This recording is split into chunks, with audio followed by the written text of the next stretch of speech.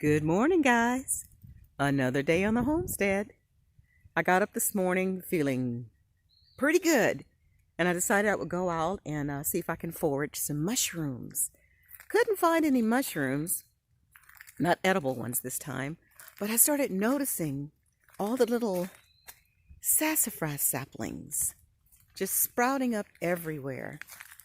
And I know that a long time ago, my grandmother used to make sassafras tea for me from the root of these particular trees.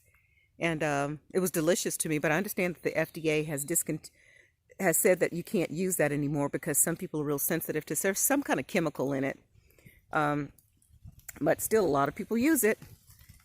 But what I want to get it for, not for the roots this time, I found out that the actual sassafras leaf is filet. You know, the gumbo, the stuff that you add to gumbo? Jumbo la crawfish pie, filet gumbo. That's what this leaf is. Filet, the sassafras leaf. And what you do is you dry the leaves and then you powder them and then add it to soups and stews and whatever. But you can also use the leaves for tea. And go ahead and share one. Get one of the little small leaves here for you. I lost that one. Let me get another one. Hang on. There we go. Can you see the little leaf? Isn't it cute? This is the shape of the leaf. And they have sort of a little citrusy smell to it, and the taste is citrusy as well. So what I am going to do is I am going to fill a basket of these. And the way you harvest these is some people say that you can actually bend it. Just break off a limb here. Hate to be so rough with the tree, but break off a twig like that, and then you twine them together and let them dry. And then once they're dry, then you take the leaves off and powder them. But instead of doing that, breaking the limbs off, what I have decided to do is just come in and find some of them and just pinch the top here to try and leave that as much as I can of the front, the twig there, so it'll continue to grow. And then I'll have the leaves and pop them into my basket. Haha. So I'll be doing that, just filling my basket full of sassafras leaves, and then I'm going to dry them and powder them, and I'll show you guys the final product. What I'm trying to do now is I see another patch of edibles, native edibles here, and I'm going to share that with you. So I'm going to try and pause it and then walk over to where that is, and we'll continue. Okay, I'm in the front of my little cabin now, if you guys can see. Don't mind my bathtub in the front. I'm going to plant sweet potatoes in it. Eventually, it's going to go in the back of my cabin. I'm going to have a true garden tub. I'm going to put it in the back of the cabin with sort of like in a greenhouse type thing. But right now, I'm going to use it for sweet potatoes. But the chickens kept messing in my flower garden here, so this time I got ahead of them. I planted blueberries in here and mulched the top to keep them out of the bed. And it's working out fine. Oh, that sounds like my grandson just woke up. I thought it was a wounded baby Bigfoot. Anyway, let me show you. This is just on the side of my house. Close to the woods. But what I wanted to do is just walk around. Hey, my shiitakes are coming back. Check this out. My mushrooms. Actually, I got these from a... oh, yum. From a mushroom farm. I went out there and they were just throwing that out. So I grabbed the leftover, whatever you call these things. But hey, they're still sprouting mushrooms. I just see that. So I'm going to have mushrooms for breakfast this morning. Check that out. Awesome. Yum. Oh, this is awesome. Shiitakes. Breakfast. Anyway, let me get back to what I was talking about. Uh, these particular flowers, they're called spiderwort. The whole flower you can eat. You can eat the flower, you can eat the leaves, but you can also eat the stem. They said the stem is kind of like asparagus. See how thick that is? So what I'm going to try and do this year is I'm going to see if I can harvest some of them and pickle them and make me little pickles. But see, they're sprouting all over. You just got to go get them. Oh, I see more mushrooms over there. Woohoo!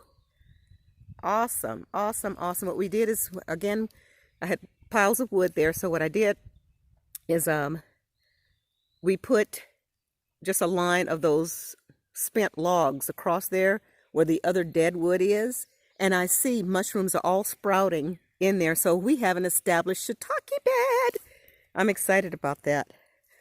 Let's see what else we got over here. And what I did is just took the natural the logs, filled it with some dirt, and we have violets growing all over the place, but they were taking over my garden. So what I did is I pulled the violets up and I transferred them here where I want them to be. Violets have medicinal properties, and I also make jelly and teas out of the violets, and they grow naturally here, so why not use them? And we had a lot of extra tomatoes, so Duck just put a whole bunch of tomatoes in here. We'll see how they'll go. And again here, the mint that I have in the garden is just very evasive. So what I did is that when I see little sprigs, I just grab them and I move them here and shove them in the dirt here. What else we got here? Is that sorrel? Yeah, I just stepped on it. This one, this little plant right here, guys, is called sorrel. And it has like a little lemony flavor. Let me make sure now. Yes, sorrel. That one is a little, I like the broader leaf sorrel better. This is called poke root. And it's sprouting up all over the place. So if you guys, wherever you are in the United States, if you see these, this is edible. But again, there's only a certain time that you can eat them. See at the base when it starts getting red like that? You don't want that. You want the tender shoots at the top where there's no red on the stem. Okay? Let's see. There's more spiderwort over there. I see some more sassafras there. This is a wild rose. Someone mentioned that instead of deadheading my roses, I should just leave them and get the rose hips. And I know that. However, I want my roses to continue blooming this early in the season. And I have wild roses all over the property. And this is one that we're going to really baby for medicinal properties as well. And this is called a May apple. This one, how big that leaf is. And in the fall, they produce a one or two small fruit. Very, very sweet. You can make jellies and jams out of it or fresh eating. But you're in competition with the animals because they like them too. Yeah, this is a wild blackberry. This is all on the side of the house, guys. So I'm saying this because I'm encouraging you to, wherever you are, walk around and see what plants and things that you think are weeds, they may not be weeds. So like, say for instance, the iris.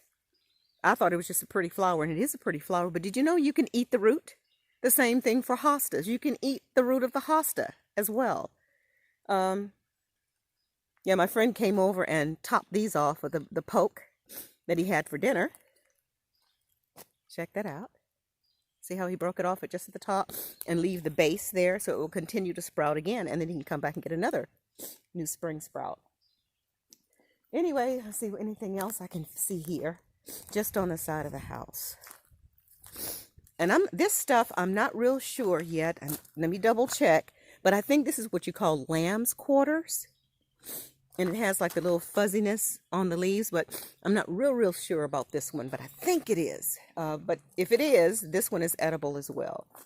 Anyway, I'm going to go inside, guys, and get my sassafras on the dehydrator, and then I'll show you guys the next process.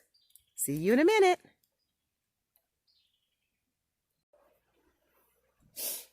Okay, guys, I hope you can see me. I'm trying to do this on my own.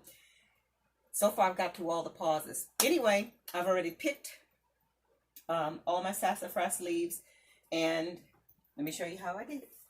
This is my favorite dehydrator that I like to use because it has a fan on it and the heating element. And what you do is you just get your sassafras leaves and you just lay them on here. And I use this for fruit, bananas and pineapple and mango, all kinds of fruit and berries. You can do all of that with this too. This is a really handy tool for me. And then you just layer your leaves on it, and you stack it again and add another layer of leaves and keep stacking it and get it up to about this high. Stacking it again. What you do is you just take the leaf, the little head here, and you just take the leaves off, just pinch them here. All of them. And this is the sassafras. This is good for seasoning soups and stews and making your gumbo. Yeah. And it also has medicinal properties as well. And you just pop the top on and turn it on, and in about 2 hours they're now all dry like this, ready to go. All right. And then the next process is just put them in your little handy dandy coffee grinder. And let's see how that works, okay? So we're going to grab a handful. I'm going to kind of crush it a little bit so I can get it in there. And let's see how this works. So make me a nice little ball here. Pop it into the little grinder thing. And let's see how it goes. Now, this is the first time I've done this, y'all. So we'll see, okay?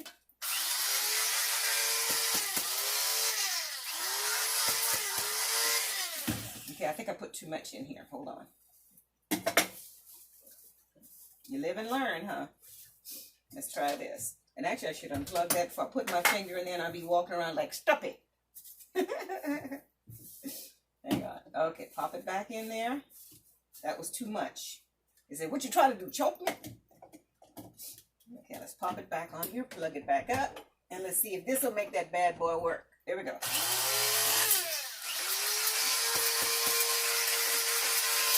Ah, it's working. Did you see that?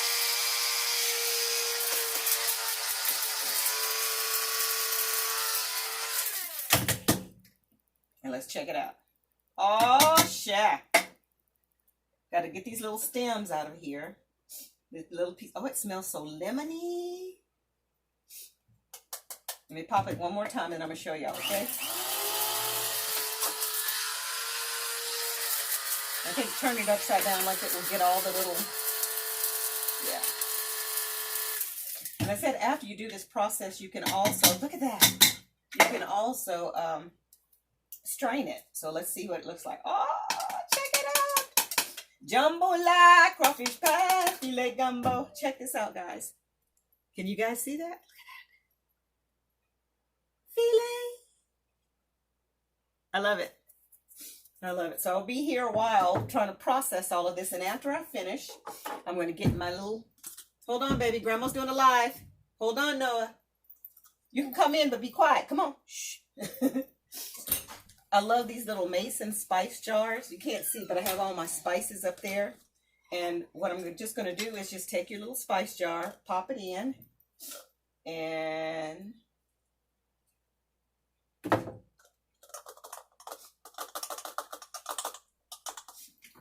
pop it in there. It's going to be a while. But then you have my whole jar of organic filet, gleaned or foraged from where we live, where we thought were just trees. Pay attention to what's growing around you guys. Yeah. Oh, I want to share with you too that the mushrooms I told you I went foraging for. I couldn't find any wild mushrooms. Oops, I lost one. But we went to a mushroom farm a few weeks ago, and they were throwing away the spent logs for how they grow their mushrooms. So I decided to just grab a whole bunch of them because I wanted to break it down to use it for to help amend my soil. But I noticed the mushrooms are starting to grow back on them. So I'm like, hoo-hoo. So we laid them out, like I told you guys, into a what do you call it? Where the logs are, the rotten logs are. So now we have our own mushrooms growing that I don't have to go look for because I know where they are. But anyway, guys, I'm going to get busy and finish this off. And thank you for joining me. If you have any questions or comments, let me know. Living the dream, guys. Living the tiny house homestead dreams. Woohoo! Can you stop it for Grandma? Thank you. My cameraman.